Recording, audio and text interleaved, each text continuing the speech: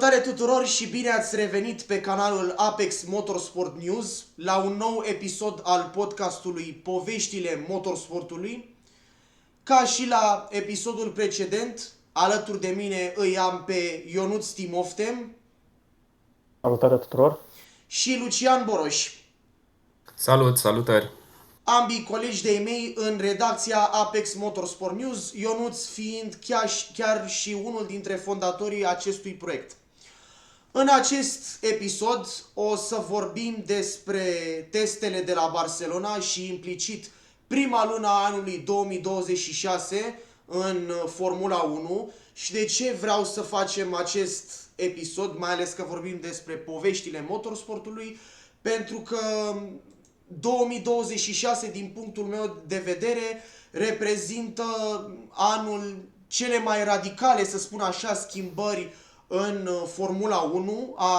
Luna ianuarie a marcat punctul zero al acestei transformări regulamentare din istoria modernă a Formulei 1. După un ciclu de stabilitate relativ dominat de efectul de sol introdus în 2022, Marele Circ a făcut pasul decisiv către o nouă filozofie definită de conceptul de Nimble Car, supranumit și mașina agilă, și de o recalibrare fundamentală a ecuației energetice. Am avut prezentări de monoposturi și în același timp, din punctul meu de vedere, pentru prima dată în foarte multă vreme, am avut o sesiune de teste care nu s-a numit sesiune de teste sau săptămână de teste presezon, ci shakedown, un termen mai mult văzut în competițiile de raliuri. Shakedown însemnând în lumea raliurilor o probă specială scurtă, unde fiecare pilot sau fiecare echipaj parcurge această probă de 5 ori pentru a testa mașina și folosește datele și timpul de pe acea probă la fiecare run pentru a ajusta setup-ul. Ei bine, același concept pot să spun că a fost replicat și aici. Am avut 5 zile în care s-a desfășurat acest test, dar cu porțile închise. Iar în acest test, din câte știu, o echipă avea voie să testeze maximum 3 zile din acele 5. Așa că în fiecare zi echipele care au rulat per total au fost diferite și de asemenea componentele și testele echipelor în sine au fost diferite. Dar ca să fac așa un început și o sintetizare sau o explicație mai amplă, mai bine zis, a acestor texte, pentru a contextualiza performanțele și dificultățile observate în ianuarie asupra echipelor, pentru că suntem într-o eră complet nouă, complet revoluționară, trebuie să înțelegem constrângerile tehnice care au dictat formele monoposturilor lansate. Regulamentul a fost conceput pentru a combate tendința de îngrășare a mașinilor și pentru a menține relevanța tehnologică a sportului. Cea mai profundă schimbare, din punctul meu de vedere, se regăsește sub capota motorului, deoarece regulamentul a eliminat din componența Power Unit-ului MGUH-ul, în engleză Motor Generator Unit Heat, componenta responsabilă pentru recuperarea energiei din gazele de eșapament, simplificând arhitectura, dar crescând presiunea pe sistemul hibrid rămas. Acum, motorul cu ardere internă a fost, ca și putere, a fost redusă la aproximativ 400 de kW, adică circa 535 de cai putere, iar combustibilul utilizat acum este 100% sustenabil, o provocare majoră pentru partenerii precum Petronas, Shell sau Aramco, care au trebuit să reformuleze, să spun așa, amestecurile pentru a menține eficiența. În același timp, pentru a compensa pierderea componentei MGUH și reducerea puterii motorului cu ardere internă, pe engleză ICE, în prescurtare, MGUK-ul, adică motorul generator kinetic, a suferit o steroidizare, să spun așa, masivă. Puterea sa a crescut de la 120 la 350 de kW, 470 de cai putere, ca să traduc, iar această creștere dramatică a transformat componenta MGUK din sistemul auxiliar în sistemul primar de propulsie. Asupra pilotajului, bineînțeles că sunt niște implicații majore ce vin cu aceste schimbări. Cuplul instantaneu furnizat de un motor electric de 350 de kW a schimbat fundamental logica ieșirilor din viraje. Piloții nu mai pot aplica accelerația liniar, ei trebuie să gestioneze o explozie de putere, adică nu mai accelerezi să spunem, treptat, calci piciorul, iar această explozie de putere depășește aderența anvelopelor spate, care sunt, bineînțeles, mai înguste în 2026. Din punct de vedere al șasiului și avem a doua schimbare majoră, pentru că prima a fost motorul, a doua schimbare majoră este aerodinamica activă. Dar ca să vorbim despre aerodinamica activă, trebuie să vorbim, bineînțeles, despre dimensiunile generale ale monoposturilor. În primul rând, ampatamentul, care a fost redus cu 200 de mm la 3400 de mm, revenind la valori similare cu cele din 2017, când am avut și acolo, să spun așa, un început de eră revoluționară, când mașinile, monoposturile în 2016 erau înguste și dintr-o dată au crescut, să spun așa, în lățime. Da, lățime. Lățimea în sine a monoposturilor din 2026 a fost redusă cu 100 de mm, ceea ce reduce suprafața frontală și implicit rezistența la înaintare, iar ca greutate, ținta a fost de 30 de kg reduse, un obiectiv pe care multe echipe l-au găsit extrem de dificil de atins din cauza motorului schimbat și implicit a bateriilor mai mari și a structurilor de impact laterale ranforsate.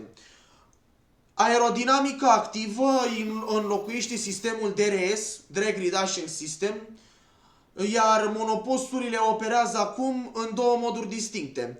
Z-Mode, care este modul pentru apăsare la sol mare, modul standard pentru virajare, unde elementele aripilor față și spate sunt în poziție de atac pentru a genera apăsare la sol, și X-Mode, modul pentru liniile drepte, unde elementele se aplatizează automat, atât față cât și spate, pentru a reduce apăsarea la sol și a maximiza viteza de vârf, indiferent de distanța față de mașina din față.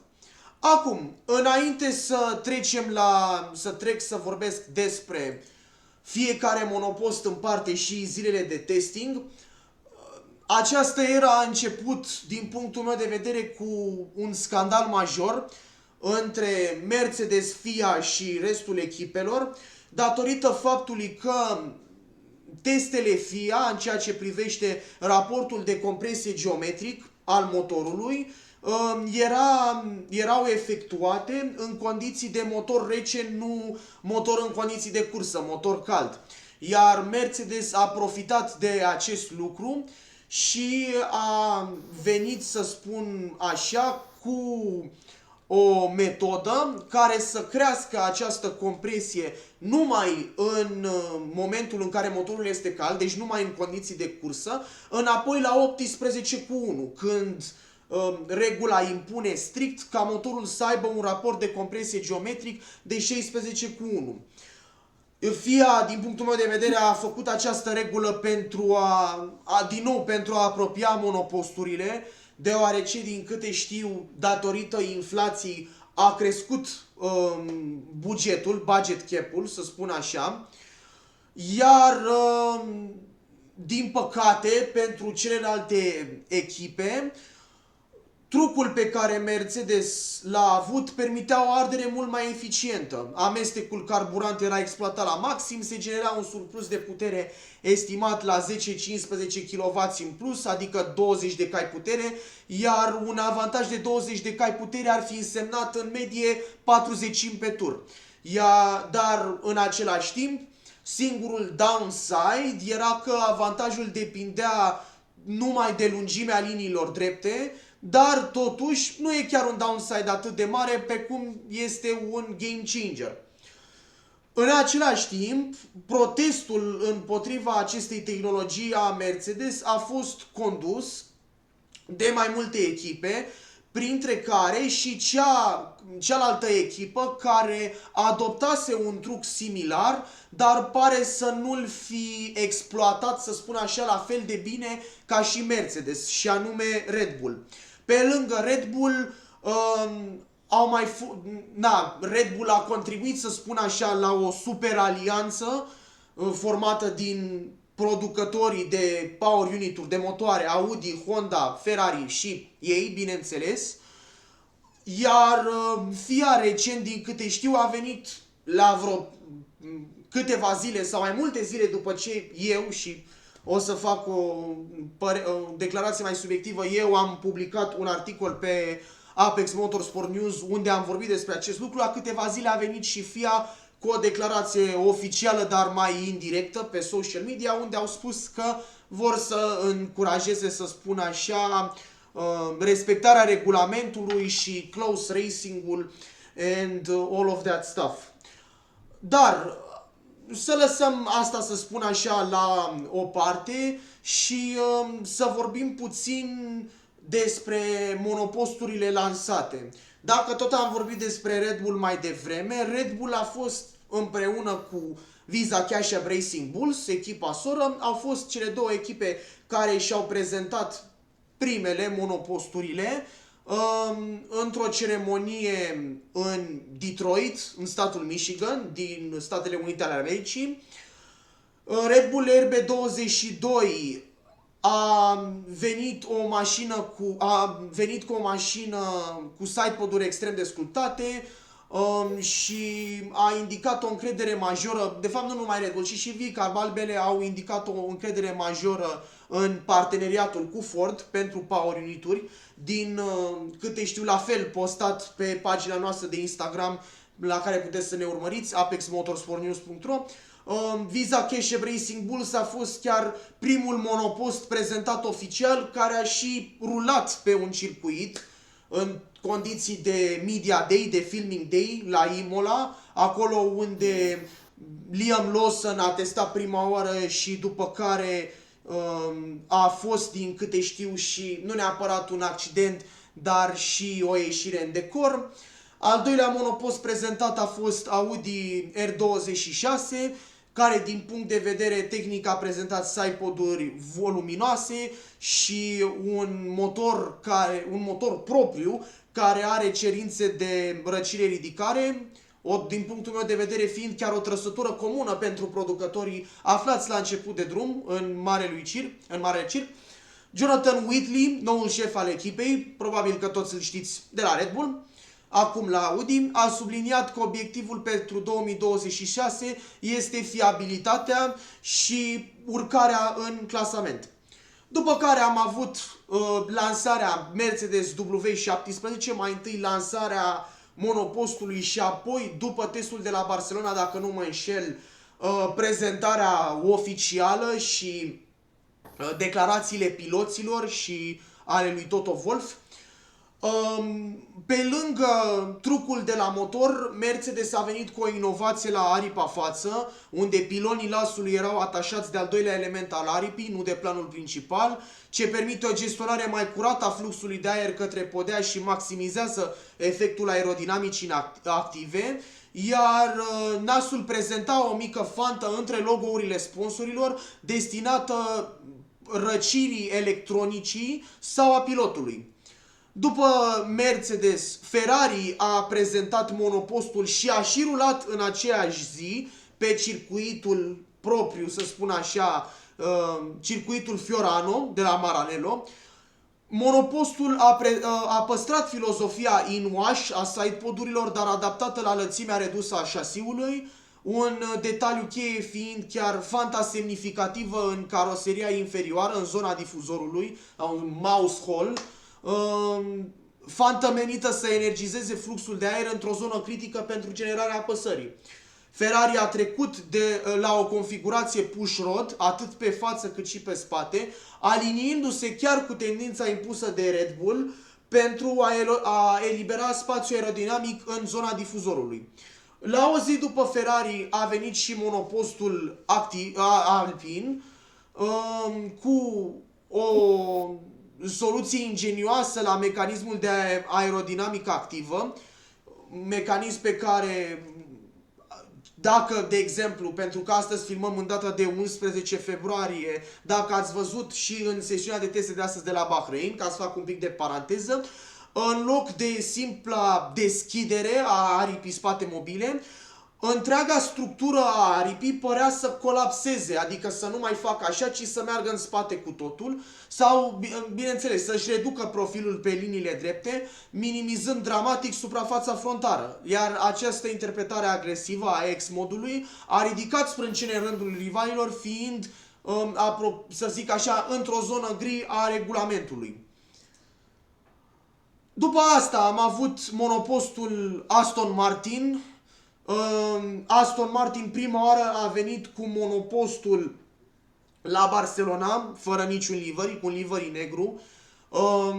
O interpretare similară cu Cadillac, care a venit la fel cu un monopost negru, doar că cu sigla, bineînțeles, Cadillac pe, să spun așa, capacul motorului.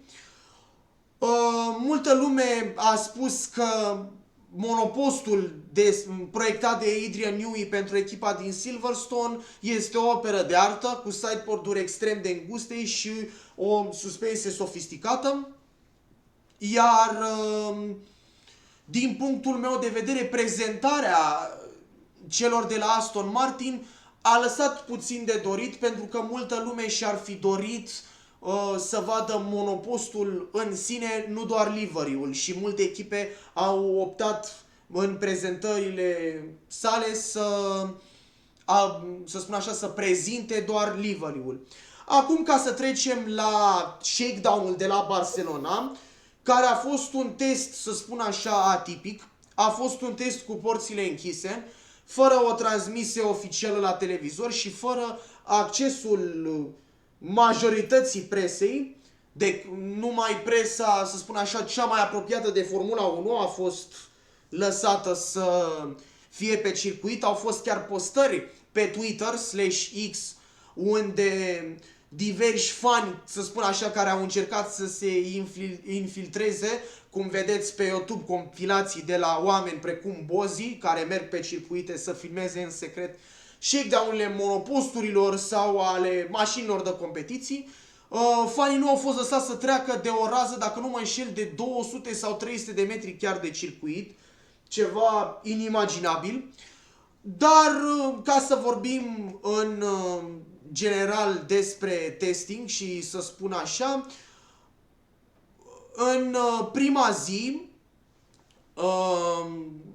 am avut cred că cea mai mare liniște, nu au fost extrem de multe monoposturi pe circuit. Mercedes și Audi au fost primele pe pistă. Kimi Antonelli impresionase prin volumul de muncă, dar Gabriel Bortoleto a renunțat, s-a oprit, să spun așa, după doar 27 de tururi din cauza unor probleme electronice. Franco Colapinto de la Alpine a provocat primul steag roșu când unitatea de putere ar fi cedat degajând fum pe linia dreaptă, iar Aston Martin și McLaren, ce veniseră la circuit în ziua respectivă, au rămas în garaj, confirmând strategiile de rulare în următoarele zile.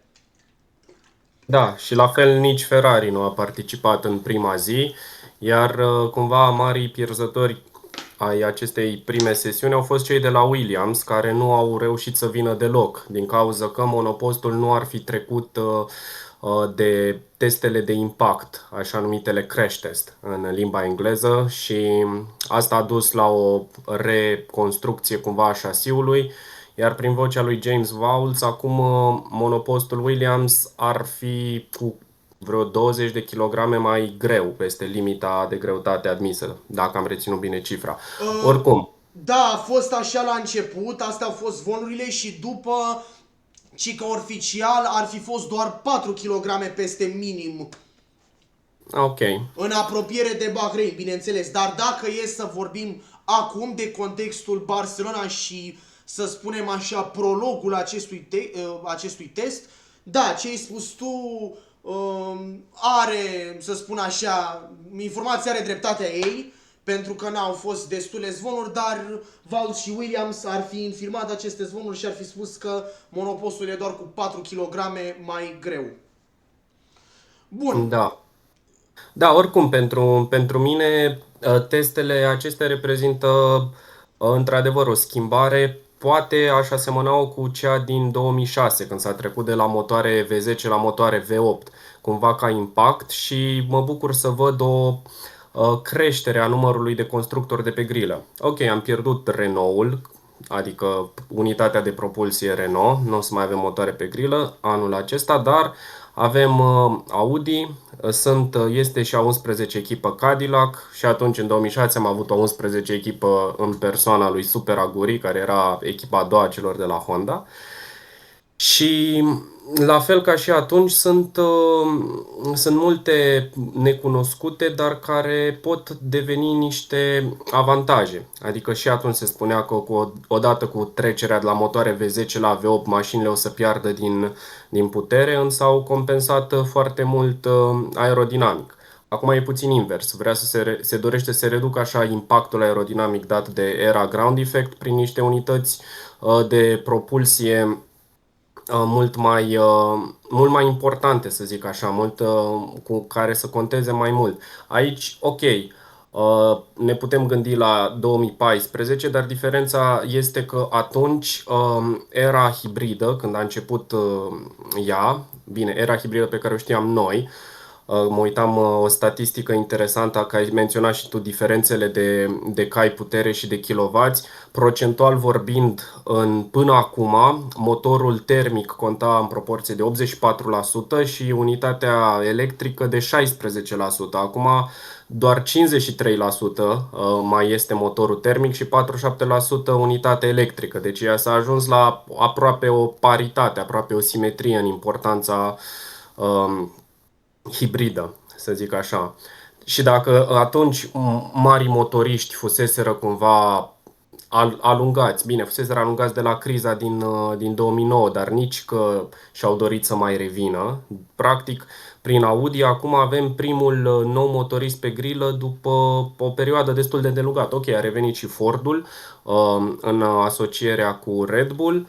Cadillac promite peste 2 ani să vină cu unități proprii de propulsie. Momentan vor fi clienți Ferrari, practic preiau ceea ce a fost Sauber înainte. Și, cum să spun, este încântător cumva sau promițător mai degrabă faptul că avem mai mulți constructori și avem fețe noi și ambiții mari. Adică, deși Mercedes în continuare o să furnizeze motoare la alte 3 echipe în afară de cea de uzină, diferența față de 2014 este dată, cum ai spus și tu, de budget cap, care da, s-a mărit cu vreo 80 de milioane pentru anul acesta, însă tot se va menține niște parametri echilibrați. Va depăși puțin 200 de milioane de dolari, asta excluzând salariile piloților. Dar ce este important, și după aia o să-ți dau din nou cuvântul, este că unitățile sunt aceleași și pentru echipele de clienți și pentru echipele de uzină. Înainte, în 2014, Mercedes reducea maparea pentru motoarele oferite echipelor client, care la acea vreme erau Force India, Williams și McLaren, fix pentru anul 2014. După aia McLaren a încercat cu Honda o colaborare istorică care nu a mai dat roade. Și mă rog, tot o asemănare simpatică cu 2006, că o am atunci în minte. 2005 fusese ultimul an al echipei Jordan și 2006 trecuse sub o scurtă perioadă sub numele de Midland, în proprietatea unui canadian de origine rusă, dar canadian în acte, Alex Schneider. Și uite cum acum Aston Martin, tot urmașa echipei Jordan de peste ani, tot un canadian are la conducere, pe Lawrence Stroll. Și din nou Adrian Newey se găsește într-un schimb de echipe. Atunci a părăsise McLaren pentru Red Bull, dar cei drept pentru mașina din 2006 nu apucase să aducă vreun mare input. Și acum este la Aston Martin și cumva cam toți ochii vor fi pe el la nivel de inspirație, de design și că rămăsese discuția la Aston Martin. Și tot secretul ăsta cu privire la mașina lui vedem în testele din Bahrain, care, ok, astăzi a fost prima zi, dar vom vedea pe parcurs ce surprize poate să aducă.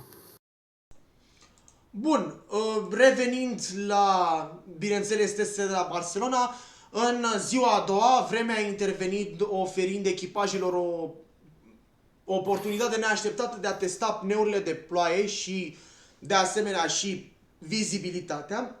Piloții au raportat că noile podele, deși generează efect de sol, ar fi aruncat mai puțină apă comparativ cu generația ground effect, adică, bineînțeles, generația 2022-2025, o veste foarte bună pentru siguranță și mai ales că au existat diverse discuții, mai ales în rândul fanilor și a presei, despre faptul că FIA, să spun așa, amâna sau anula sau declara steag roșu sesiunilor cu ploaie extremă, în loc să folosească pneurile full wet.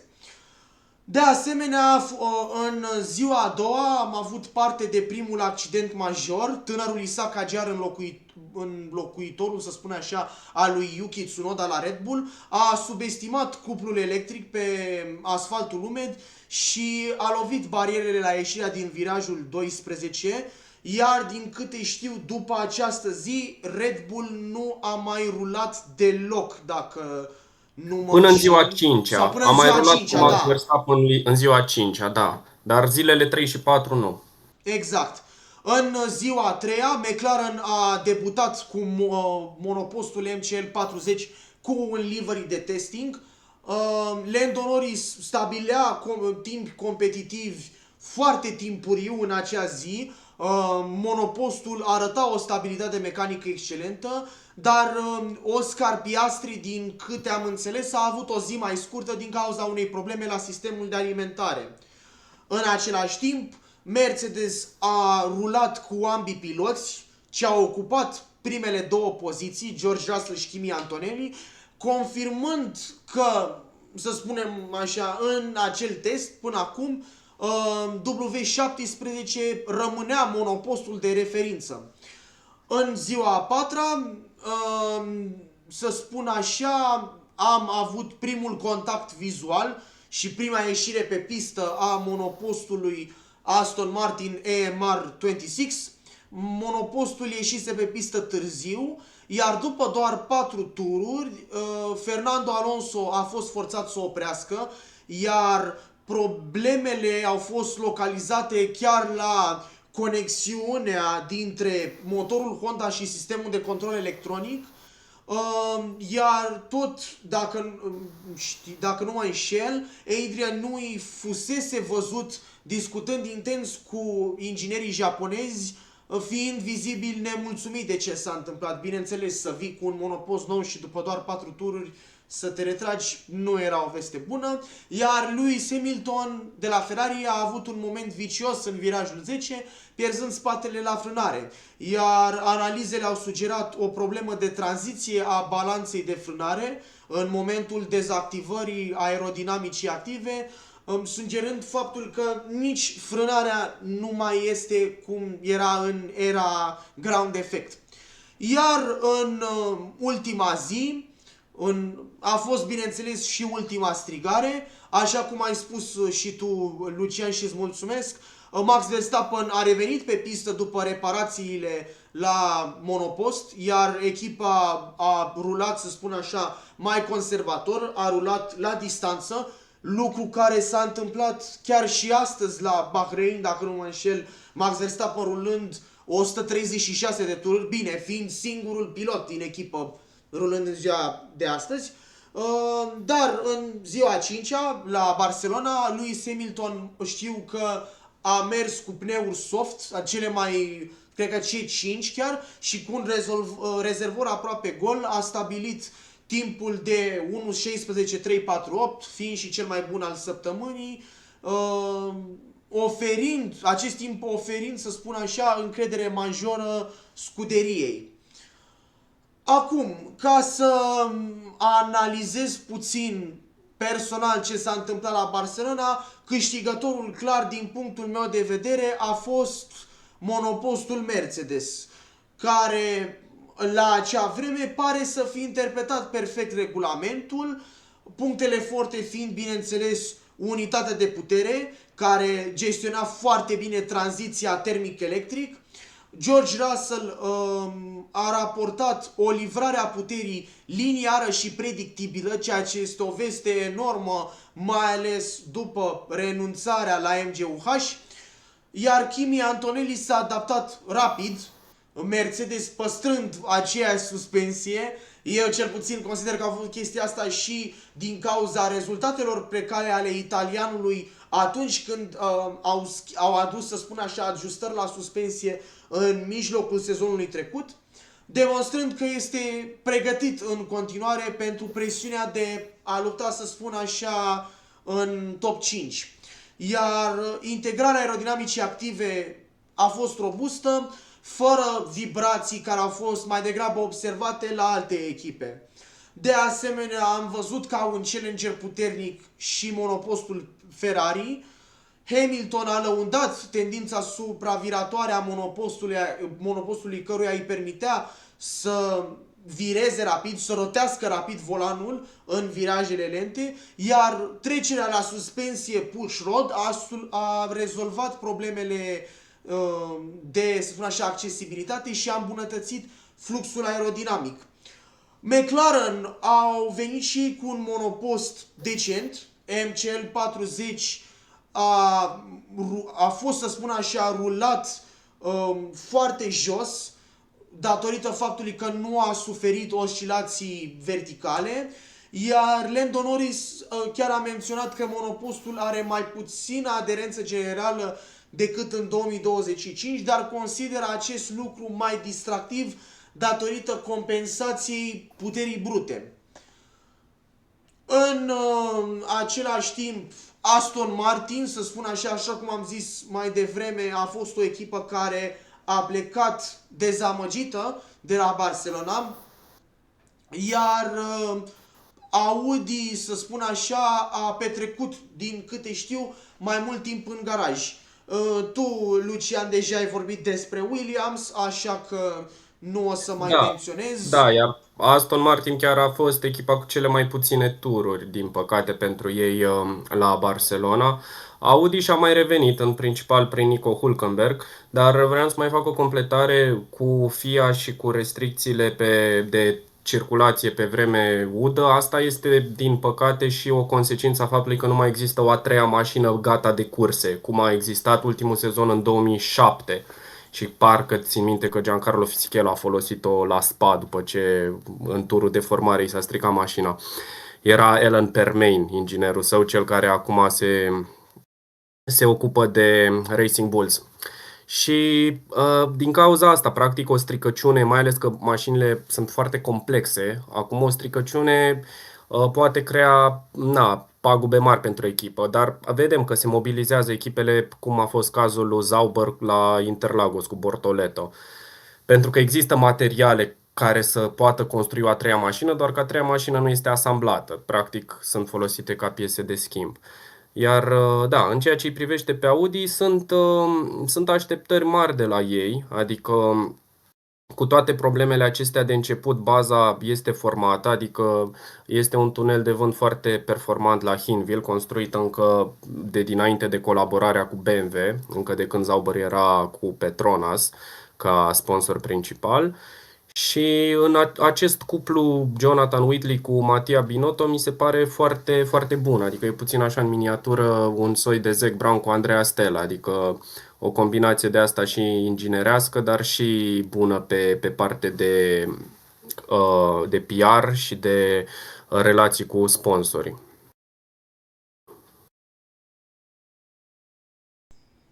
Acum, ca să continui, vreau să fac, să spun așa, o comparație între Barcelona și Bahrain, să vorbesc un pic despre schimbările în ceea ce privește abordările virajelor și liniilor drepte de la Barcelona. Așa cum am spus și la începutul podcastului, de acestui episod, avem o schimbare în ceea ce privește aerodinamica, avem acest, să spun așa, manual override, înlocuitor al lui DRS, și de asemenea o nouă tehnică, nouă cu ghilimele de rigoare, și anume short cornering. Adică, datorită cuplului imens și a aderenței reduse, din cauza monoposturilor noi, piloții au început să adopte la Barcelona o tehnică numită short cornering sau virare din scurt. În loc să urmeze o trasă geometrică lungă, care ar necesita o perioadă lungă de accelerare laterală, piloții frânau târziu, roteau mașina brusc la apex și apoi îndreptau volanul cât mai repede pentru a putea aplica puterea maximă pe linie dreaptă. Acest lucru a minimalizat timpul petrecut în zona de aderență limitată și a maximizat accelerația longitudinală. De asemenea, Pirelli, așa cum am spus la sfârșitul testelor de la Abu Dhabi, la fel pe pagina noastră de Instagram apexmotorsportnews.ro, a venit cu un design nou al pneurilor, nu doar la exterior, ci și la interior, iar gestionarea acestor anvelope a devenit mai diferită decât era în 2025. Cuplul electric acum este inamicul anvelopelor spate, iar la Barcelona, în diminețile reci, piloții sufereau de graining pe partea spate din cauza, să spun așa, patinării excesive. Deci, într-o disciplină unde controlul tracțiunii și asistențele electronice sunt interzise de zeci de ani, piciorul drept era singurul modulator. Dacă Barcelona a fost despre sisteme, mai mult despre viraje și adaptare la un asfalt abraziv și strâmt plus temperaturi joase, ei bine, Bahrein reprezintă exact opusul.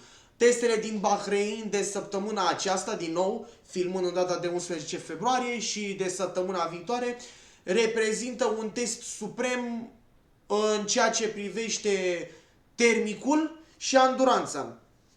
Deci, circuitul Sakhir prezintă în sine provocări complet diferite față de Catalunia. Așa cum am spus mai devreme, Barcelona a avut temperaturi reci, și anume 10-15 grade, iar în Bahrein, chiar și astăzi, am avut temperaturi de 28 de grade, dacă nu mă înșel, la începutul zilei și 23 de grade în jurul serii.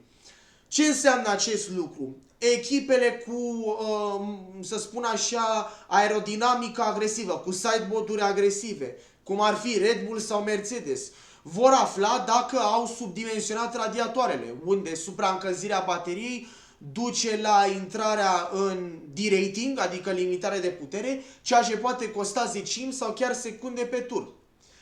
De asemenea, avem și a mai fost acest lucru în trecut. Știu că și anul trecut am avut parte de acest lucru și anume vântul ce suflă nisipul pe circuit. Iar acest lucru este, din punctul meu de vedere, riscant pentru aerodinamică, mai ales faptul că avem aerodinamica activă, iar mai mult ingestia de nisip în prizele de aer, deja mărite pentru răcire, pot colmata filtrele, reducând fluxul de aer către radiatoare și implicit către MGUK. Iar dacă să spun așa, acum 5 sau 6 ani, de exemplu, sau mult mai mulți ani, în 2018, de exemplu, când Ricciardo a câștigat la Monaco fără MGUK, un MGUK supraîncălzit în 2026, fiind singurul motorul generator unit, își pierde eficiența dramatic și te cam face, să spun așa, expresia din engleză, a sitting duck. De asemenea, dacă, să spun așa, la Barcelona asfaltul era medium abraziv, asfaltul din Bahrain nu se lasă mai prejos. Degradarea termică a pneurilor spate va fi extremă, iar echipele vor trebui să găsească setări, mai ales în zona suspensiilor, care să protejeze gumele fără a compromite stabilitatea aerodinamică. În primul rând, echipele care vor fi de observat, să spun așa, vor fi în primul rând Williams, care a venit cu monopostul, exact cum am discutat cu tine, Lucian, după testele de la Barcelona, și James Vowles și echipa au venit cu indicații complet opuse față de zvonurile din presă, James Vowles indicând faptul că au rulat mai multe simulări, să spun așa, virtuale și simulări în condiții asemănătoare cu cele ale realității. De asemenea, Aston Martin va fi o echipă de observat, pentru că, așa cum ai spus și tu, la Barcelona au avut cele mai puține tururi acoperite și mai ales acum, la începutul parteneriatului cu Honda și cu gigantului Adrian Newey, este nevoie de un impact, să spun așa, iar tot la Bahrain, fiind oficial prima săptămână oficială de pre-season testing, vom vedea atât simulări de calificări, cât și simulări de cursă. Și, bineînțeles, avem și live timing de data aceasta, avem și acoperire, să spun așa, acoperire media, nu integrală, dar ultima oră și post-sesiuni, ceea ce este foarte bine, mai ales pentru fani, pentru că putem observa mai bine și să înțelegem mai bine aceste monoposturi. Iar, dacă mai aveți voi ceva de adăugat la ceea ce am spus. Da, o mică completare. Apropo de provocarea cu noile mașini, spusese Esteban Ocon, pilot Haas, și a fost confirmat după aia și de Ayao Komatsu, team principalul, de riscurile, mai ales în tururile de calificare, de a nu putea piloții pe in-lap și out-lap să-și folosească prea mult din baterie pentru a o păstra pe toată pentru turul cronometrat și atât. Dar oricum, pe măsura de asta, important ceea ce fac ei acum, cum ai zis și tu, simulări de calificări și de cursă, pentru că trebuie îmbunătățită fiabilitatea. Mereu la început de nou regulament, riscul unor probleme de fiabilitate este acolo. Am văzut asta nu doar în Australia 2014, ci și în Australia 2015, la vechea schimbare, să zicem așa, majoră, adică în ceea ce privește strict unitatea de motor. Bahreinul practic i-a luat locul Jerezului, care era cândva o altă destinație preferată după Barcelona a echipelor să testeze. Și avantajul este tot, uite, revenim la anul 2014, de când au și nocturnă. Avantajul este că poți să rulezi în mai multe tipuri de sesiuni, pe mai multe tipuri de vreme, și de zi și de seară. Temperatura asfaltului se schimbă, așadar e o destinație cumva perfectă, mai ales că în anumite sezoane a fost și etapa de debut. Mă gândesc la 2021 mai ales. Și da, prin urmare, o completare că și McLaren și-a anunțat livery-ul cam neschimbat de anul trecut, cu foarte mult portocaliu și uniformele piloților, și că spuneai tu de mașina complet neagră din testele de la Barcelona, în urmă cu 20 de ani, înainte de 2006, au avut livery-ul complet portocaliu. Pe atunci, 97 și 2006 au fost niște dăți când au avut livery-ul complet portocaliu în teste. Acum l-au avut negru în teste și au revenit la culori oficiale de cursă portocalii. Atunci era Pedro de la Rosa. Și Cadillac la un moment dat, iartă-mă, Cadillac a venit cu un livery care seamănă exact cu metoda aplicată de BAR în 99. Adică un fel de sistemul yin și yang, să zic așa.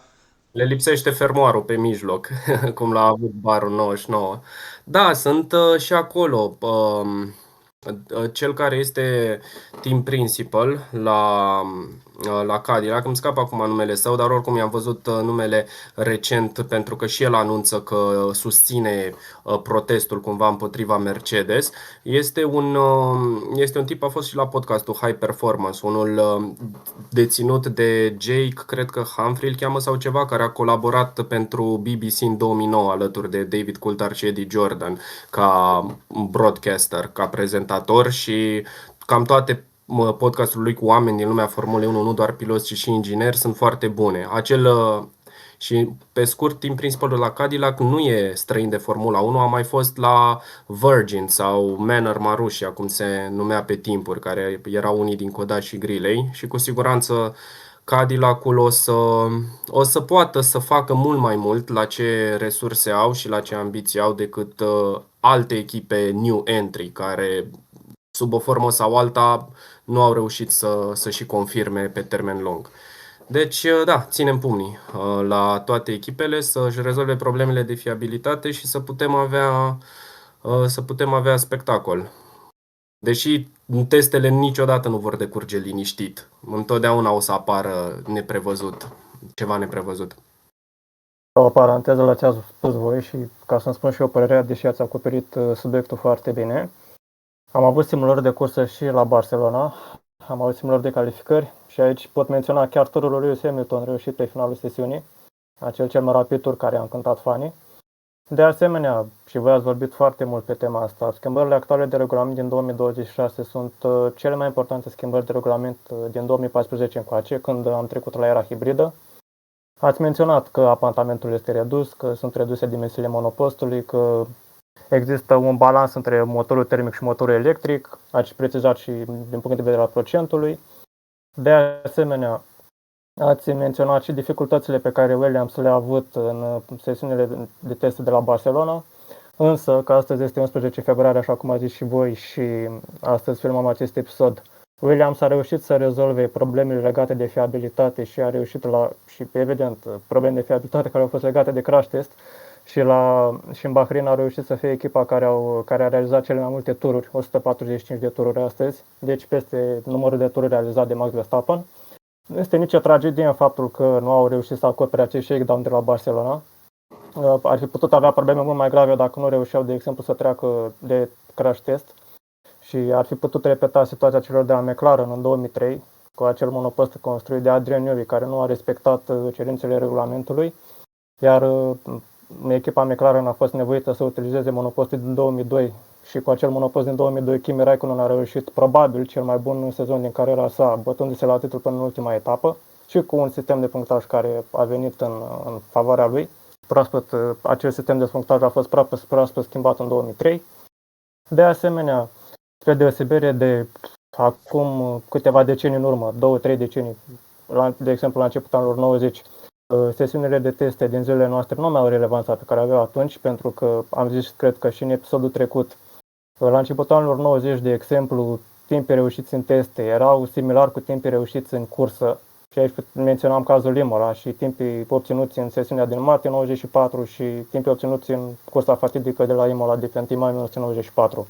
Acum echipele au programe diferite de testare, sunt mapări diferite, este o cantitate de combustibil diferită utilizată de fiecare echipă, obiectivele sunt diferite. În general, la Barcelona, așa cum a zis și voi, se urmărește acoperirea fiabilității în general, acumularea de cât mai mulți kilometri, mai ales într-o situație ca aceasta de schimbare de regulament și cu atât de multe necunoscute în față. De asemenea, pentru că spuneați de aerodinamica activă și de îmbunătățirea depășirilor, din punctul meu de vedere, FIA a greșit în 2023 când a decupat podeaua, pentru că, să nu uităm, în 2022 am avut un sezon plin cu foarte multe depășiri. Deși sezonul a fost dominat de Max Verstappen, nu putem spune că nu am avut acțiune pe circuit. Iar în 2023, odată cu decupajul podelei, au apărut turbulențe și dificultăți în ceea ce privește realizarea depășirilor. Deci, în 2026, aerodinamica activă încearcă cumva să suplinească rolul făcut în 2023. De asemenea, un alt aspect interesant care mie cel puțin mi-a atras atenția, odată cu introducerea aerodinamicii active, cu acel dublu DRS, așa cum se mai spune, cu acele flapsuri mobile atât pe aripa față cât și pe aripa spate, simplificate odată cu adoptarea noului regulament, ar putea să nu mai vedem configurațiile drag pentru anumite circuite. Și de ce spun asta? Pentru că odată cu adoptarea aerodinamicii active s-ar putea să avem o situație similară cu cea din Mexic, unde, deși ai un setup high downforce datorită altitudinii mari și datorită faptului că aerul este mult mai rarefiat comparativ cu un circuit normal, vitezele de top sunt foarte mari. Pentru că, să nu uităm, în Mexic se rulează cu o configurație tip Ungaria sau tip Monaco. Da.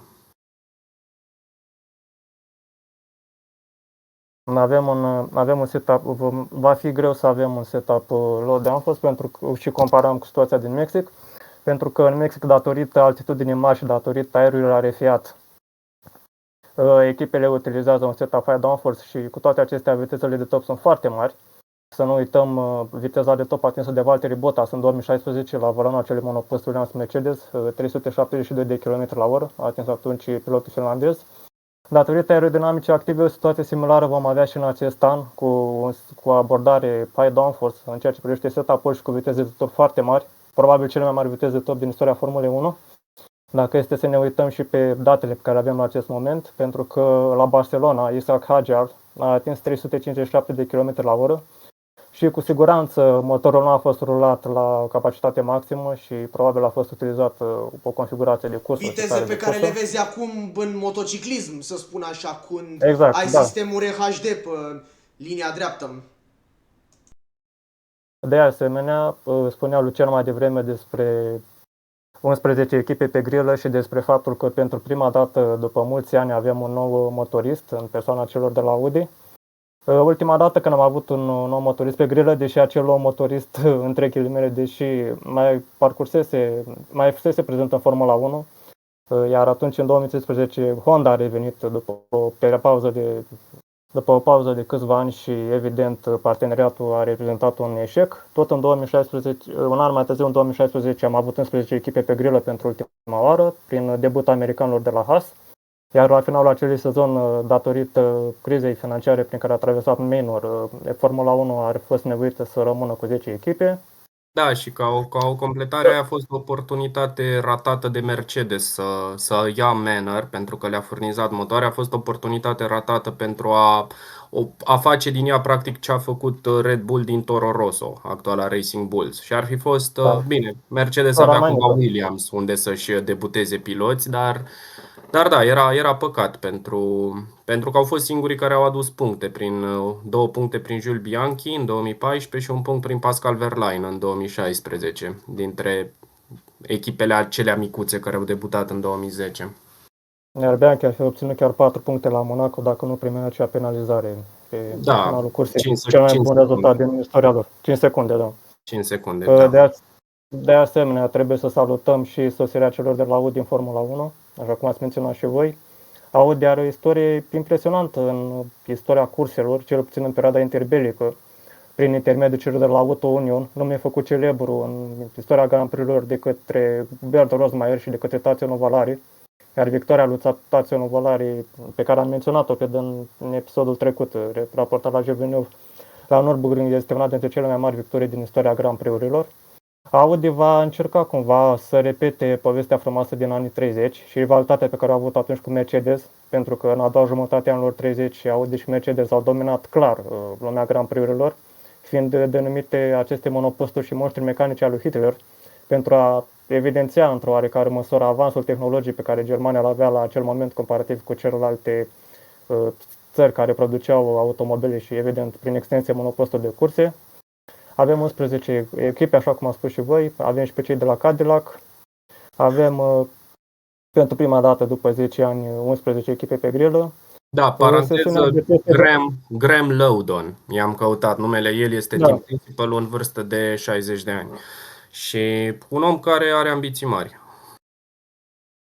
Da, așa cum spuneam, pentru prima dată după 10 ani avem 11 echipe pe grilă și încă un aspect interesant pe care Lucian l-a menționat mai devreme, Renault dispare din Formula 1 în calitate de motorist și Alpine adoptă motorul Mercedes.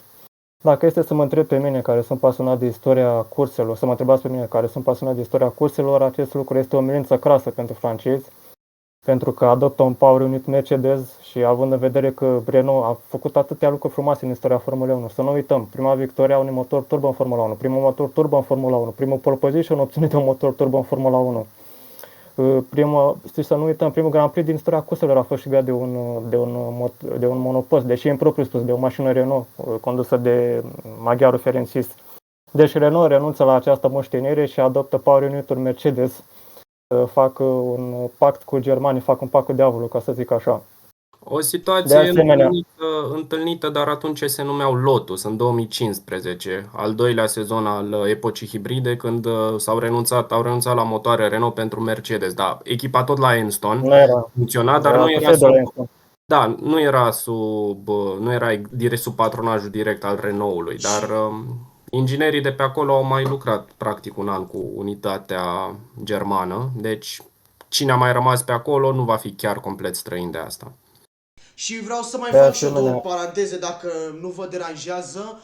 Unu, vreau să spun că această problemă cu motoarele și implicit cu fabricația în general a Renault s-a răspândit și în mondialul de anduranță. Deja au început să apară diverse zvonuri și știri în sine de la publicații mari, gen chiar și Sportscar 365, dacă nu mă înșel, unde se spune clar că Alpine s-ar putea să renunțe și la programul din vechi, la Hypercar vorbesc, o situație similară cu cea din 2021, dacă nu mă înșel, da, în 2021 știu că făcuseră un takeover peste cei de la Rebellion și din cauza atâta dominației Toyota, cât și a, să spun așa, problemelor financiare, plus, dacă nu mă înșel, și umilința de la Le Mans, unde au avut rezultate foarte proaste, s-au bătut cu LMP2-urile, iar cei de la Glickenhaus au obținut, dacă nu mă înșel, primul podium american la general la Le Mans în peste 50 de ani. Aceștia din nou s-au retras de la categoria regină și au revenit cu un prototip 2 bazat pe faimosul Oreca 07 Gibson, numit Alpina 470, și după un sezon la categoria LMP2 au revenit la categoria regină cu Hypercar-ul de acum, dar cu numai câteva podiumuri, nici o victorie, s-ar putea ca și ei să renunțe la acest program, ceea ce ar fi o zguduire majoră pentru această, să spun așa, era hypercarurilor numită de fani și de specialiști chiar și epoca de aur a anduranței, pentru că am avut nume precum Toyota, Ferrari, Porsche, care a plecat la fel din considerente financiare, pentru că, să spun așa, partea electrică a companiei nu a avut vânzările necesare și au fost probleme financiare și au rămas doar în IMSA. Acum este și Alpine.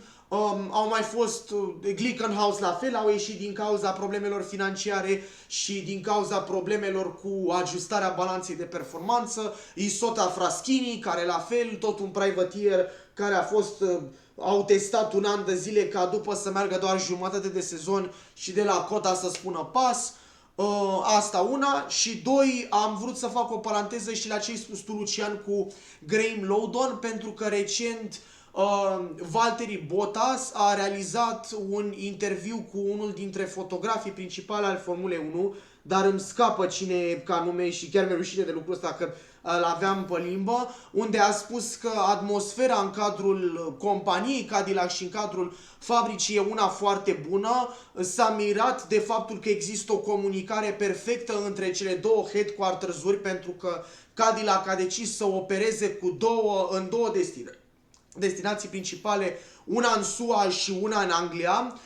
A lăudat faptul că Cadillac angajează constant, crește constant, developează constant și a văzut un progres la Cadillac și de asta a fost pasionat de proiect și de asta s-a alăturat. Deci a văzut ceva nu numai în Lowdon, ci și în toată compania în sine. Cred că Ilman era fotograful, dacă nu mă înșel, da. Ok, da. da, și făceați voi paralela dintre Barcelona și Bahrain, trebuie spus și faptul că Barcelona este un circuit mai propice testelor. Este un circuit mai propice testelor comparativ cu Bahrain, pentru că avem toate tipurile de viraje existente aici, viraje de viteză medie, viraje de viteză scăzută, viraje de viteză mare, cu radius lung, cu radius scurt. Iar această sesiune de teste, deși a fost, așa cum ai zis și tu, Fabian, în spatele ușilor închise, a fost foarte propice pentru majoritatea echipelor în ceea ce privește în ceea ce privește ajustarea setup-ului și în ceea ce privește normele de fiabilitate pentru fiecare echipă. De asemenea, că tot ați discutat voi mai devreme și am încercat să rețin ceea ce ați discutat pentru a mai veni cu ceva în plus. Deci, pe lângă faptul că în Bahrain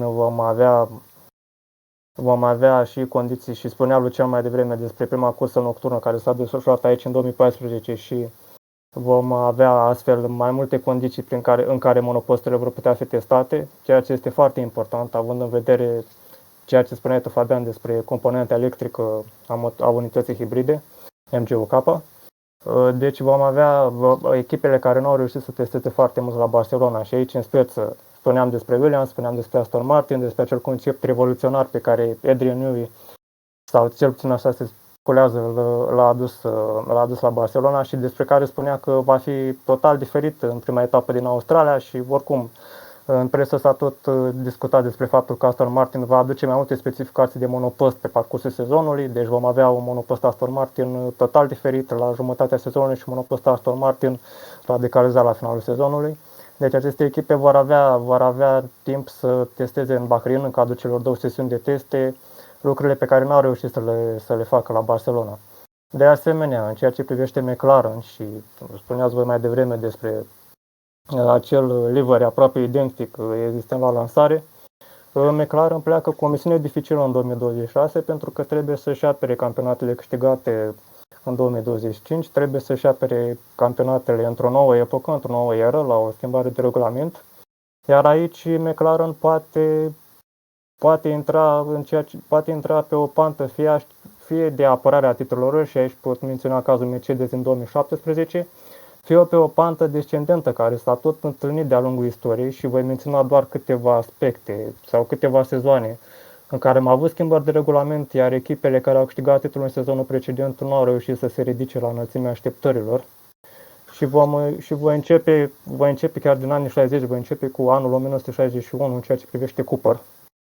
Cooper a avut un sezon lamentabil odată cu noua schimbare de regulament.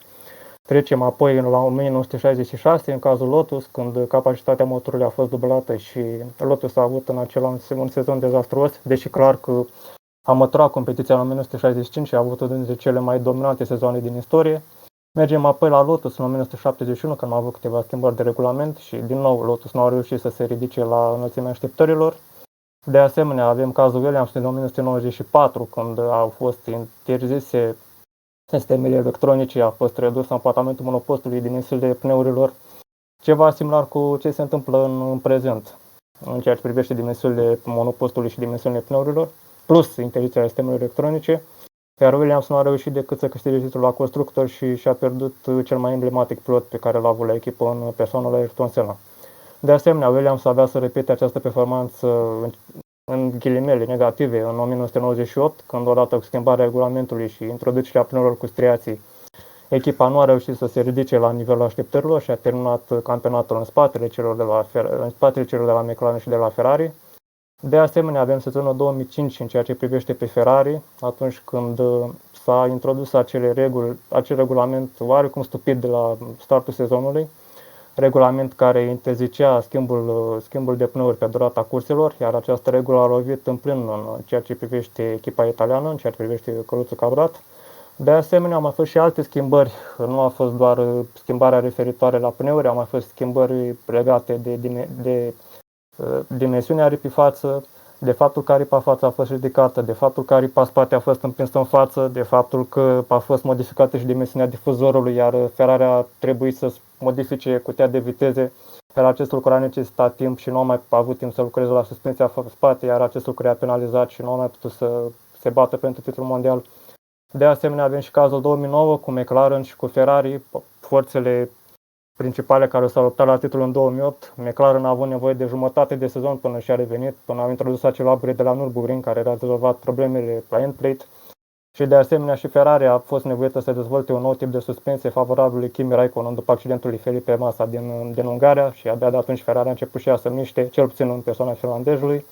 De asemenea avem și cazul 2014 în ceea ce privește Red Bull, când șasiul a fost unul bun, însă problemele legate de pool Renault a împiedicat echipa să se lupte constant la victorii și să reușească cumva să-și apere cele 4 coroane mondiale cucerite anterior. Cu toate astea, Ricciardo a câștigat 3 curse în acel an și a fost cumva pilotul best of the rest comparativ cu ceilalți. De asemenea, mai avem și sezonul 2021, deși Mercedes a reușit cumva să se lupte la titlul piloților până în ultima etapă și de asemenea a câștigat titlul la constructori. Însă la startul sezonului Mercedes, deși a câștigat etapa din Bahrain, dacă ne aducem bine aminte, prin Lewis Hamilton, Totuși, la începutul sezonului, Red Bull a apărut cumva forța dominantă în ceea ce privește performanța pe un singur tur. Și că tot vorbeam de Mercedes, ca să închei această scurtă expunere, și faptul că Fabian povestea despre acel truc al compresiei care în teorie încalcă spiritul legii, nu încalcă și litera, pentru că acea transformare să vine la temperaturi înalte, iar acest lucru nu încalcă cumva regulamentul, dacă stăm să analizăm litera acestuia. În istoria Formulei 1 au fost multe cazuri în care regulamentul a fost încălcat și de cele mai multe ori echipele au scăpat basma curată. Și probabil asta se va întâmpla și în cazul celor de la Mercedes, pentru că uneori anumiți ingineri de geniu sau anumiți designeri de geniu știu cumva să interpreteze această zonă grea a regulamentului și găsesc tot felul de lucruri, tot felul de găselnice care lucrează cumva în favoarea echipei pentru care regulează, pentru care sunt angajați. Și aici pot menționa câteva exemple. Pot menționa cazul acelui fan car al monopostului Brabham din 1978, singurul monopost din istoria care a câștigat singura cursă de la care a participat, deci are o rată de victorie de 100%. Acel mai premiu al Suediei din 1978 și ultima cursă pe care Suedia a avut-o în Formula 1. Bernie Ecclestone declara că în antrenamente și în calificări au rulat cu rezervorul plin pentru a păcăli audiența și pentru ca ceilalți de pe margine să nu-și dea seama cât de rapide sunt monoposturile Brabham. Brabham avea să repete încălcarea aceasta de regulament și în 1981 în ceea ce privește ridicarea gărzii la sol. Brabham a coborât atunci garda la sol mai mult decât trebuia și în prima parte a sezonului monopostul a fost de departe cel mai rapid. Și cel mai celebru caz este cursa din Argentina, unde Nelson Piquet și Hector Rebac ar fi obținut o dublă extrem de lejeră dacă Rebac nu ar fi avut probleme și ar fi abandonat în turul 32. De asemenea, încălcarea regulamentului, sau cel puțin bănuiele de încălcarea regulamentului, a mai fost și în tragicul sezonul 1994, în ceea ce privește cazurile Williams și Ferrari. În ceea ce privește cazurile Ferrari și Benetton cu controlul tracțiunii, pentru că Nicola Rarini a declarat încă de la etapa din Japonia că Ferrari ar fi utilizat controlul tracțiunii în antrenamente. De asemenea, la Benetton au mai fost suspiciuni și de utilizarea sistemului launch control și de folosirea unui rezervor care nu era conform cu regulamentul. Benetton și Williams au fost acuzate în 1995 că utilizează un combustibil care nu este conform de asemenea cu regulamentul, iar Schumacher și Coulthard au fost descalificați inițial la finalul etapei din Brazilia, ca mai apoi ulterior să fie reinstalați pe pozițiile 1 și 2 în cursă. De asemenea, avem și în anii 80 câteva încălcări de regulament pe care nu le-am menționat. Este cazul din 1982 al echipelor englezești și aici aș menționa în special echipele Williams și Brabham, care ar fi folosit acele rezervoare de apă între ghilimele pentru a fenta cumva regulamentul în ceea ce privește greutatea monopostului. Avem și cazul Tyrrell din 1984, tot cu greutatea monopostului. De asemenea, am menționat și cazul 1994 și dacă stăm să ne uităm de-a lungul istoriei și nu mă raportez neapărat la epoca modernă, pentru că avem și în epoca modernă destule lucruri care nu au fost neapărat la locul lor. Avem cazul Red Bull din 2010 cu acele suspiciuni referitoare la podea, avem cazul Ferrari din 2019 cu Paul, avem cazul Mercedes din 2020 cu Dasul, caz care a strânit destule contradicții. Deci dacă este să ne uităm așa de-a lungul istoriei, au fost foarte multe situații, foarte multe cazuri în care regulamentul a fost încălcat, mai mult sau mai puțin pe față, într-o manieră sau în alta, iar măsurile luate au fost mai mult sau mai puțin punitive, mai mult sau mai puțin restrictive în favoarea acelei echipe. Deci rămân la părerea că Mercedes nu va fi penalizată foarte mult de decizia pe care FIA o va lua, indiferent de natura acelei decizii, indiferent dacă va primi o sancțiune sau nu va primi o sancțiune înainte de startul sezonului 2026 sau pe parcursul acestui sezon. Da, dar important este măcar acum că echipele celelalte să fie cumva ferme, adică să nu să se... Deci sunt ferme, s-a format această alianță deja. Exact, și e bine ca în orice țară, ca și în politică, e bine să existe și o poziție fermă, pentru că, Mercedes, dacă te gândești, a câștigat 8 campionate consecutiv la constructori, ceea ce este enorm, este recordul absolut din 2014 până în 2021 și după aceea din 2022, în era ground effect, au pornit pe picior greșit cu acel concept de side pod zero pe care tot au încercat să-l dezvolte vreun an jumate și până la urmă... Concept pe care îl vezi acum la Alpine, by the way. Da, dar nu cred că Alpine are resursele necesare să facă din el ceva deosebit. Și îmi pare rău cu ocazia asta că au un sezon cu foarte multe incertitudini, adică practic ei depind de motor ca o schimbare în bine. Știi cum e, la începutul fiecărui sezon, sau nu neapărat la începutul fiecărui sezon, la fiecare schimbare de regulament, anumite echipe aduc anumite soluții. Și în general, echipele care sunt în față, echipele care au un avantaj în materie de performanță, sunt cumva, dau exemplu celorlalte, iar echipele care se află în dificultate vor copia automat soluțiile aerodinamice implementate de echipele care domină clasamentul la acel moment. Și se vor putea îmbunătăți de la un sezon la altul, adică chiar și în era de budget cap, acum în perioada aceasta a ground effect-ului, am văzut cum niște echipe pot să se ridice de la un sezon la altul sau se pot prăbuși de la un sezon la altul. Adică nu înseamnă că va fi aceeași poveste mereu. O să poată să avanseze. Cred că cel mai celebru exemplu pe care l-aș putea menționa în ceea ce ai spus tu, cred că este cazul Aston Martin, care a început sezonul 2023 pe cai mari, dacă este bine să ne aducem aminte, cu acel monopost de inspirație Mercedes, cu soluții adoptate și de la Red Bull, dar din cauza capătei motorului și a cutii de viteze Mercedes, monopostul, în fine, echipa a stagnat și monopostul nu a mai reușit să aducă rezultatele scontate. Apoi, ca să ne aducem aminte, până și podium obținut de Alonso în Brazilia, acel podium după acel duel senzațional în ultimele 15 Perez, la jumătate de cursă chiar. A fost obținut cu podeaua veche de la începutul anului. Deci Aston Martin nu a reușit să mai aducă soluții aerodinamice proprii care să funcționeze pe parcursul acelui sezon. Așa că, într-adevăr, deși adoptă anumite stiluri, anumite soluții, trebuie să ai și capacitatea necesară pentru a le dezvolta în direcția proprie monopostului pe care le ai la dispoziție pentru a obține rezultatele scontate. Am avut și cazul Alfa Romeo, adică Sauber, dar sub denumire de Alfa Romeo, care în 2022, prima jumătate de sezon, a fost foarte, foarte bună și după aceea... Am mai avut și cazul Mercedesului Roz. Racing Point. Da, și ai adus din Turcia. Că ai adus în discuție și sezonul 95, cursa din Brazilia de atunci. Au fost cumva doar punctele constructorilor nu au fost acordate. Dar piloții au fost reinstalați. Piloții au fost reinstalați și punctele lor au contat, Schumacher și Coulthard, pentru clasamentul piloților, dar la constructori nu au fost acordate. Și sunt niște situații rare în istorie. Am mai avut Mika Häkkinen o victorie în Austria în 2000 și acolo nu s-au acordat punctele la constructori din cauza unui cilindru, cred că de la cutia de viteze care avea o problemă, dar victoria pilotului a rămas. Am mai avut, bineînțeles, situațiile pe final de 2007 la McLaren sau penalizările care s-au acordat chiar pentru Racing Point, dacă nu mă înșel, într-una din cele două curse de la Silverstone. Știu că ei au fost penalizați cu 15 puncte în clasament și cred că a venit după una din cursele de la Silverstone din cauza suspiciunilor că au copiat mașina Mercedes. Da, sunt situații, sunt de asemenea povești în care echipe au scăpat sau chiar și dacă au fost penalizată acea inovație, vezi mass dumper-urile la Renault în 2006 sau a doua pedală de frână, dar a treia pedală a mașinii McLaren la început de 98, până la urmă echipele au câștigat titlurile respective la piloți și constructori în acei ani. Acea pedală de frână a fost utilizată și în 1997, însă nu s-a sesizat nimeni atunci pentru simplu fapt că McLaren nu era implicat la titlul constructorului și la piloți.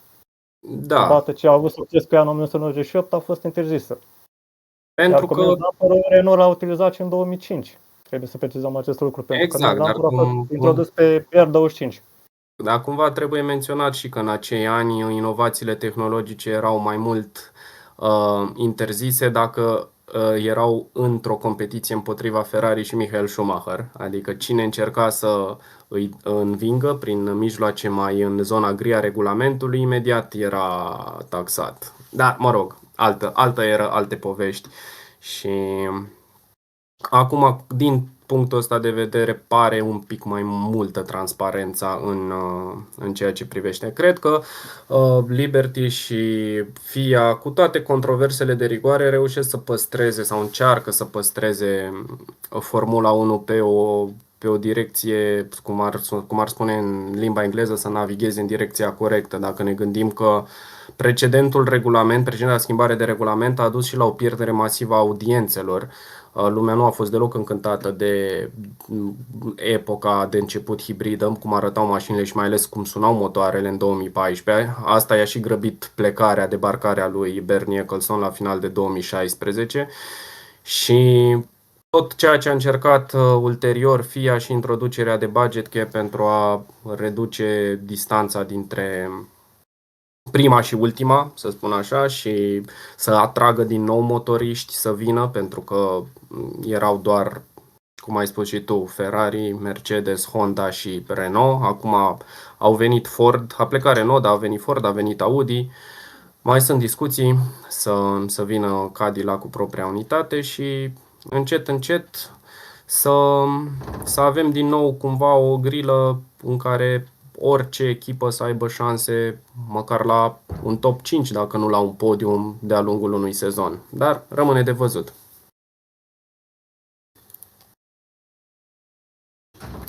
2020 să completez și cred că avem una din cele mai puternice grile din istorie, așa, la nivel de talent în ceea ce privește piloții. Deci Oricum nu vom avea o imagine de ansamblu 100% clară nici după cele două sesiuni de vitese din Bahrain și nu vom avea imagine 100% clară nici după etapa din Australia, datorită caracteristicilor circuitului. da, Înainte că tot ne-am raportat la istorie, adevăratul start de sezon avea loc fie la Imola, fie la Barcelona. Acolo echipele își dezvăleau adevăratul potențial și de acolo se stabilea cumva ordinea pe parcursul sezonului. Acum, datorită faptului că Barcelona este atât de târziu în sezon, acum cel mai probabil în Bahrain vom avea, dar nu în teste, ci în etapa în Grand Prix Bahrainului vom avea o imagine mai apropiată de realitate și mai apropiată de ceea ce vom vedea pe parcursul acestui sezon. Da, și în același timp, ca să fac o paranteză, FIA a adoptat și, să spun așa, modalitatea asta de sustenabilitate, de a, să spun așa, face calendarele competiționale bazate geografic mai mult. Deci, de-aia avem, să spunem așa, Europa la sfârșit de primăvară, plus vară, plus început de toamnă și restul continentelor în anotimpurile mai friguroase. Bine, și asta nu se întâmplă doar în Formula 1. De exemplu, anul acesta s-au schimbat și în VRC, de exemplu, s-a schimbat calendarul și au schimbat, de exemplu, penultima etapă care era Japonia, au mutat-o în mai fix din aceleași considerente. La fel, sustenabilitate și economisire de carburant, bani, transport și toate cele. Trebuie să precizăm și ca un fun fact, poate cei care ne urmăresc nu știu acest lucru, Formula 1 este o competiție eminamente europeană. Pentru că în primul sezon în care am avut campionat mondial de Formula 1, în 1950, cu excepția cursei de 500 de mile de la Indianapolis, o anomalie oricum, pentru că nu concura niciun pilot rutinat din Europa, cel puțin în acel an. Abia în perioada lui Ascari în 52 și mai apoi Fangio în 58 au încercat să participe în celebra cursă de 500 de mile și oricum, și Giuseppe Farina, iar mai apoi în anii 60 Clark și Graham Hill au reușit chiar să câștige celebra cursă, însă Indy 500 nu mai era în calendar la acel moment. Deci în 1950 Formula 1 era o competiție eminamente europeană, iar toate etapele erau în Europa. Era etapa de la Silverstone care a deschis competiția, apoi aveam etapa de la Monaco, etapa de la Spa, etapa din Elveția, etapa din Italia și aveam etapa din Franța și aveam un total de 6 etape din total de 7 care se desfășurau în Europa, plus Indy 500. Deci Formula 1 este o competiție eminamente europeană. Și că tot spuneai tu mai devreme, Lucian, de budget cap și de echitatea pe care Liberty o are mai nou în ceea ce privește, nu știu, echitatea competiției în general, trebuie să precizăm și că Comisia Europeană a declanșat anumite anchete în ceea ce privește echitatea competiției încă de la începutul anilor 90, încă din 1995, raportat la Bernie Ecclestone și la fermele sale care se ocupau de drepturile de televizare ale competiției. Abia odată cu achiziționarea de către Liberty, Pentru că trebuie să mai precizăm și în 2013 Force India și Sauber s-au plâns cumva de inichitatea sumelor alocate în Formula 1 și au susținut că tratamentul nu era egal între echipe. Deci abia din 2017, odată cu achiziționarea de către Liberty Media a Formulei 1, lucrurile au început într-adevăr, cel puțin din acest punct de vedere, să se așeze pe un făgaș normal. Iar Comisia Europeană și-a dat ok-ul în acest caz și cum avea să dea ok-ul și în ceea ce privește achiziționarea MotoGP-ului de către Liberty Media de la Dorna în 2025. Ca să vă pun și o întrebare de final, că tot am mai făcut apropo cu 2006, un sezon interesant din multe puncte de vedere. Atunci am avut 6 constructori din totalul de 11 echipe, erau 6 constructori, adică era Renault, era Ferrari, era Honda, care tocmai achiziționase Bar, era BMW, care tocmai luase pachetul majoritar 80% din Sauber. Cine mai era? Toyota, bineînțeles, care și acum are colaborări cu Haas și se discută că ar putea să cumpere Haas pe viitor sau măcar să vină cu motoare pentru Haas. Momentan au doar un parteneriat pe inginerie. Și dacă am mai ratat, era și Mercedes, bineînțeles, că McLaren practic era 40% era deținută de Mercedes pe atunci. Deci cam ăștia ar fost cei 6 motoriști. Credeți că sub noul regulament o să putem să ajungem iarăși să avem 6 motoriști, cum ar veni constructori, mai mult sau mai puțin cu echipe de uzină? Momentan se îndreaptă lucrurile în direcția respectivă, dar cine ar mai putea veni? Dacă credeți că se poate ajunge la acest număr, ce motoriști ați mai putea vedea pe viitor să vină sau să revină în Formula 1? Greu de zis, pentru că în afară de faptul pe care l-ai menționat deja în ceea ce privește achiziționarea Haas de către Toyota, chiar nu văd ce alt constructor ar putea să vină în Formula 1, iar acest lucru ar duce automat și la o creștere a numărului de echipe. Ne-am uitat ce cumva la începutul anilor 90, când aveai 13 echipe pe grilă până în 1995. Sau chiar în 2010, dar în 2010 spui de... 12 am avut atunci. Da, 12 echipe, da. 12 echipe și acele 3 echipe au fost introduse cumva ca soluție de avarie datorită faptului că, și am mai discutat noi pe tema asta, datorită faptului că BMW, Honda au ales să părăsească, Toyota au ales să părăsească Formula 1. Da. Și a mai fost încă un proiect al unei echipe, Stefan GP, care voia să concureze cu sasiurile Toyota din 2009, însă FIA nu și-a dat acordul. Și așa am ajuns la doar 12 echipe pe grelă, prin introducerea Virgin, Marussia și Caterham. Lotus, Virgin și Span, da. Hispania Racing, da. Hispania Racing, da. Corect. Fosta Campos, cum ar veni. Deci în afară de Campos. Deci în afară de Toyota chiar nu văd ce alt motorist ar putea să vină în Formula 1, cel puțin în viitor apropiat. Dacă ar veni tot prin achiziționarea unei echipe, așa cum s-a întâmplat și în cazul celor de la Audi cu Sauber.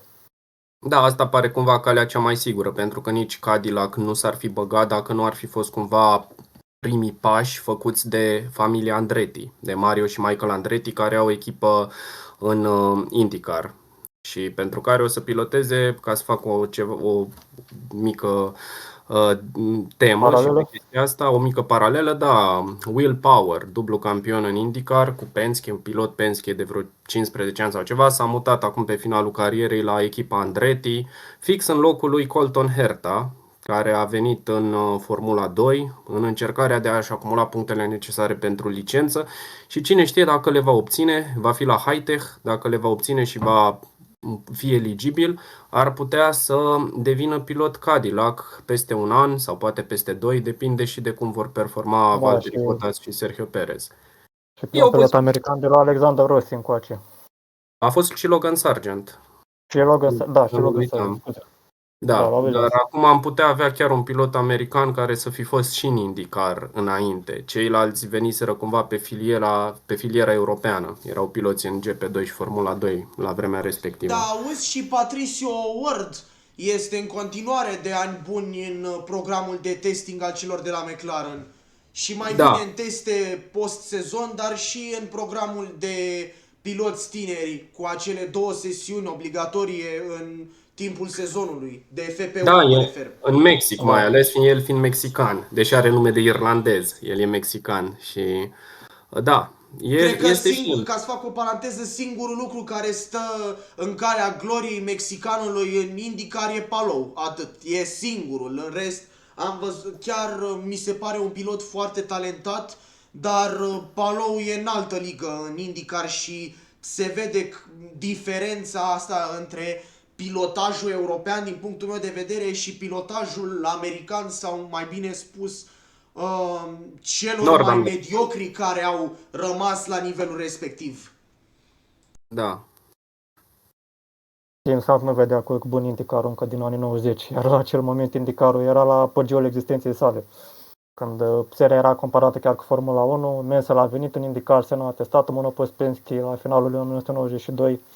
Iar la acel moment la Indy 500 și el după Formula. A avut un accident urât și a avut un accident extrem de urât în antrenamentele acelei ediții. Și tot în antrenamentele ediției aia și-a pierdut viața și Giovie Marcelo, filipinezul, în urma unui contact cu zidul la peste 300 de km/h, din ce știu. Da, deci... Oricum, m-aș bucura dacă McLaren ar putea să câștige Indy 500, Arrow McLaren, cum este echipa, pentru că ei sunt și singura echipă, că am văzut Fabian, că ai venit frumos cu tricou cu ei, că ei sunt și singura echipă care au reușit tripla coroană. Au câștigat Le Mans în 95 și au câștigat, cum ar veni, 2 Indy, dar cumva, de fapt, 3 în anii 70, doar că una a fost doar cumva cu șasiul lor, dar altă echipă l-a folosit, cum era pe atunci epoca cu Privateers. Deci au practic asta, titluri în Formula 1 multe și victorii la Monte Carlo la fel multe, plus 2 sau 3, după cum vrem să interpretăm, victorii în Indy 500 și un Le Mans în 95. Deci, da, e interesant ce va fi și pe partea și motorsportul de peste ocean, mai ales că anul acesta se suprapune Indy 500 cu Marele Premiu al Canadei. De la al doilea an la rând, dacă nu mă înșel. Nu, e primul an. E primul an. Cu cele două, înainte se suprapunea mereu cu Monte Carlo, cu Monaco.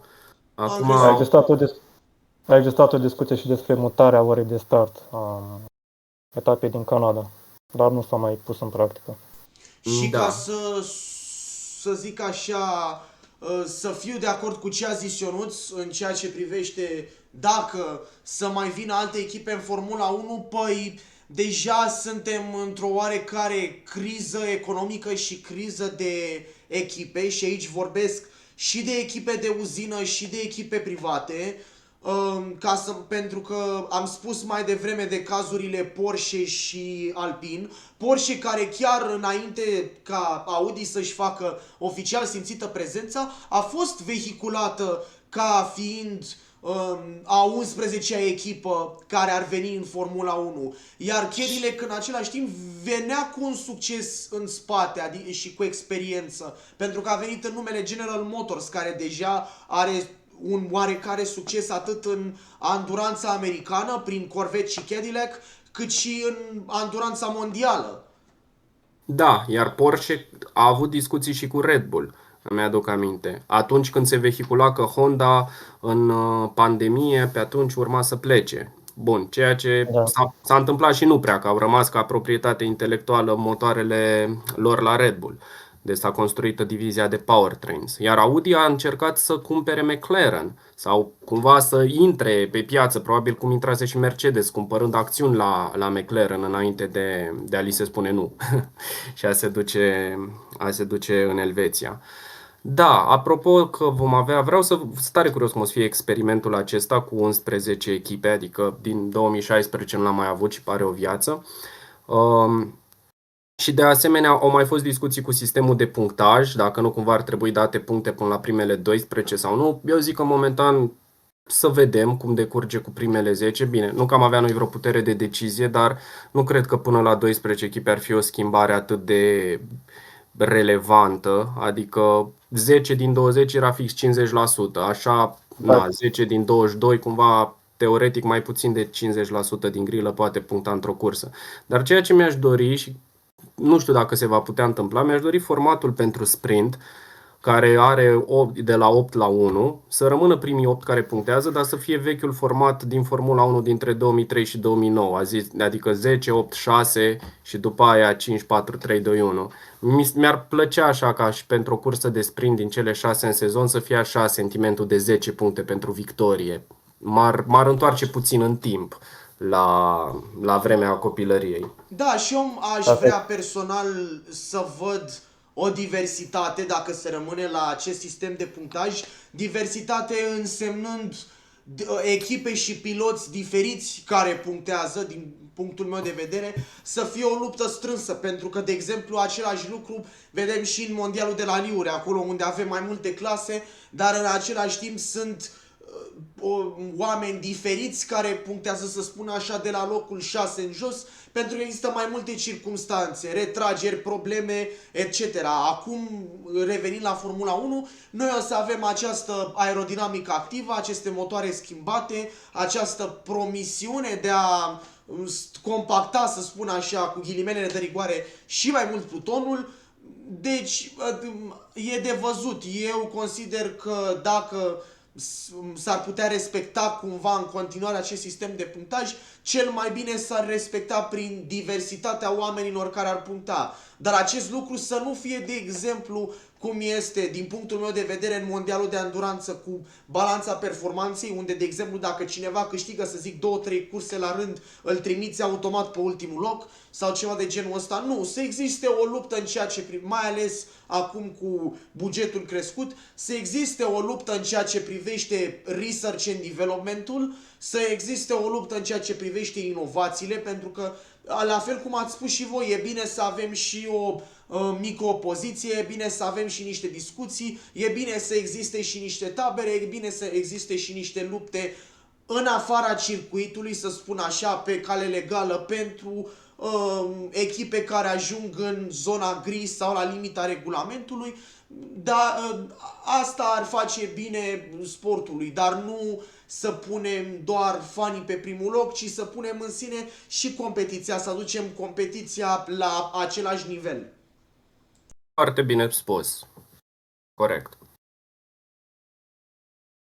Deși și fanii își doresc o competiție cât mai ok din punct de vedere al spectacolului și al adrenalinei. Da, dar uite, părerile pot fi subiective. Fanii în primul deceniu anilor 2000 se plângeau foarte mult de depășiri, că nu prea existau. Am avut DRS-uri și nu poți să zici că au fost depășiri care să te dea pe spate atât de des, deși erau mai multe statistic.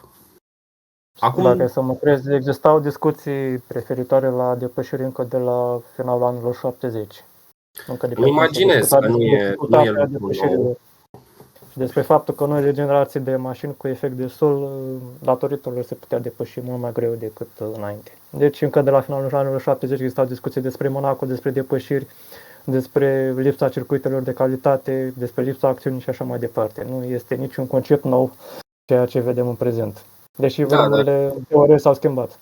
Uite, una din amintirile frumoase ale Formulei 1 pe care o am, din ce am văzut pe YouTube, bineînțeles, ultimele tururi din Marele Premiu al Austriei din 82, când în plină epocă, cumva ground effect, dar și cumva de revoluție turbo, cu Keke Rosberg hăituindu-l pe Elio De Angelis și la câteva mii a ratat depășirea pe linia de start sosire. Da, s-au poziționat greșit. În această cază nu au reușit să-l depășească pe De Angelis atunci. Da, dar și De Angelis a apărat bine și după aia, cumva râzând, dar și puțin frustrat, Keke Rosberg i-a zis: ai firai tu, nenorocitule, nu știu ce, dar în același timp l-a felicitat că era prima victorie din carieră. Ultima victorie pe care Colin Chapman a prins-o în viață la Lotus. Practic erau și doi piloți care disputau prima victorie din carieră, că Keke Rosberg a câștigat etapa următoare la Dijon, prima sa victorie. Acolo a reușit să... Marele Premiu al Elveției, trebuie să precizăm. Da, Marele Premiu al Elveției, dar... Deci Elveția interzisese sportul cu motor din 55. Asta e cum a fost și la Marele Premiu al San Marino. Știu, da, e dreptate, după Le Mans 55 Elveția a interzis motorsportul și... Abia au dat Formula E, au prevenit în competiție. Da. Deci cumva pot și sentimentul acesta de close racing, cum au fost și ultimele tururi anul trecut în Australia, cu Verstappen hăituindu-l pe Norris, dar Norris rezistând mereu, având jumătate de secundă avans, minim. Și asta poate să însemne spectacol, nu neapărat o depășire. Și dacă o să se poată urmări mașinile una pe alta în aer murdar, atunci e un câștig. Dar vom vedea, sunt multe incertitudini și așteptăm, cum am zis și mai devreme, așteptăm să vedem cum se vor prezenta mașinile în condiții de cursă.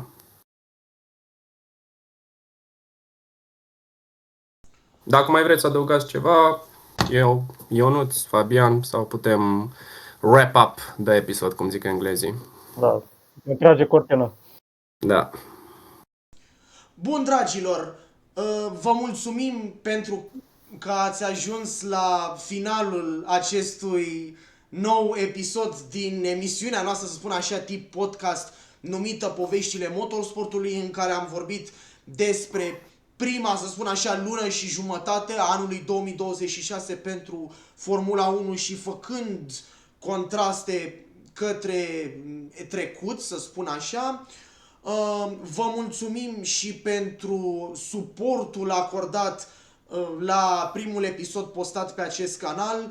Vă invităm în continuare, dacă vă place ceea ce facem, să ne lăsați un like. Dacă aveți sugestii, să le lăsați, bineînțeles, în secțiunea de comentarii. Iar până data viitoare, noi trei vă urăm toate cele bune. Pe curând tuturor! La revedere! Pe curând! La revedere!